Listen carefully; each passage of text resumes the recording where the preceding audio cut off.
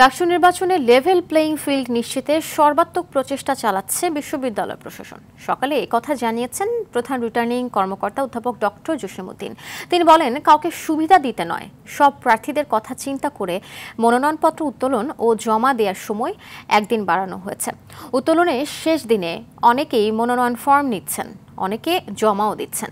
গতকাল পর্যন্ত ডাকসু নির্বাচনে বিভিন্ন পদে প্রতিদ্বন্দ্বিতার জন্য মোট 565 জন মনোনয়নপত্র সংগ্রহ করেছেন। আর 18টি হলে বিভিন্ন পদে মোট 1226 জন শিক্ষার্থী মনোনয়নপত্র নিয়েছেন।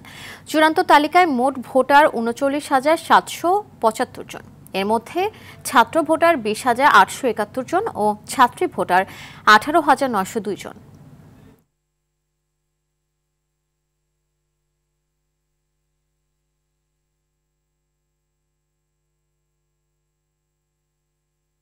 লেভেল প্লেইং ফিল্ড এখনো সেই বিষয় মেজর আপনারা কোনো কিছু দেখেন নাই। এখনো সবকিছু ঠিক আছে।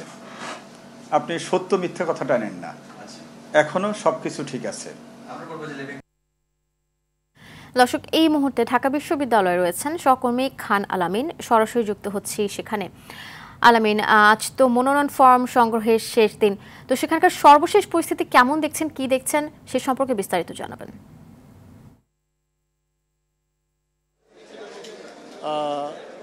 ছাত্র শিবির পূর্ণাঙ্গ প্যানেলে গতকালকেই মনোনয়ন ফর্ম সংগ্রহ করেছিল। আজকে তারা পূর্ণাঙ্গ প্যানেলে এসে এখানে মনোনয়ন ফর্ম জমা দিয়েছে।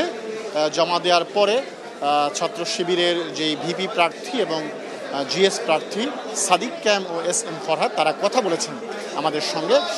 তারা যে বিষয়টি বলার চেষ্টা করেছেন, গতকালকে ঢাকা বিশ্ববিদ্যালয় কর্তৃপক্ষ একটি সিদ্ধান্ত নিয়েছে রাতের বেলা, কারণ আজকে মনোনয়নপত্র সংগ্রহের এবং আজকে মনোনয়নপত্র জমা দেওয়ার শেষ দিন ছিল, সংগ্রহের শেষ দিন ছিল গতকালকে।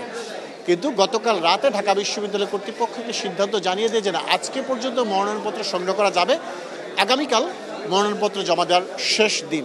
এই বিষয়টি ছাত্র শিবির সহ ক্রিয়াশীল যে ছাত্র সংগঠনগুলো রয়েছে তাদের কারোর সাথে আলাপ আলোচনা না করে সিদ্ধান্ত গ্রহণ করেছে, যেটিকে তারা বলছেন যে একটি নির্দিষ্ট ছাত্র সংগঠন কিংবা নির্দিষ্ট ব্যক্তিদেরকে সুবিধা দেওয়ার জন্যই এই সিদ্ধান্তটি নেওয়া হয়েছে।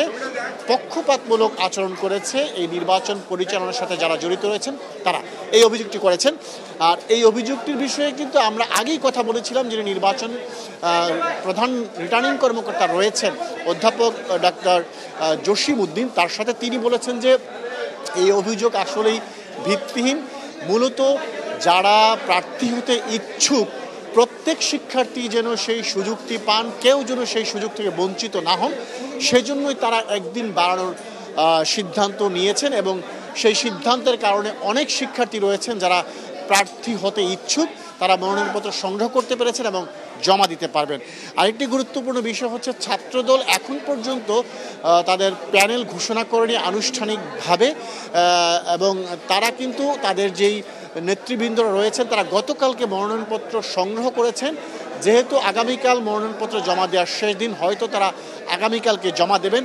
ছাত্রদলের যিনি ভিপি প্রার্থী হিসেবে মনোনয়নপত্র গতকাল তুলেছেন আবিদুল ইসলাম খান, তার সাথে কথা বলেছিলাম। তিনি বলেছেন তারা আজকে আসলে কেউ জমা দেবেন না মনোনয়নপত্র, তারা মূলত কালকেই মনোনয়নপত্র জমা দেবেন। এর মাঝে আজকে হয়তো তাদের প্যানেলের বিষয়ে বিএনপির পক্ষ থেকে কিংবা ছাত্রদলের পক্ষ থেকে চূড়ান্ত সিদ্ধান্ত দেয়া হতে পারে, এবং সেই সিদ্ধান্তের পরপরই আগামীকালকে তারা তাদের মনোনয়নপত্র জমা দেবেন। তো এই হচ্ছে আফসারে আমার কাছে থাকা সবশেষ তথ্য এই ডাকসু নির্বাচন কেন্দ্র করে। অসংখ্য ধন্যবাদ আপনাকে।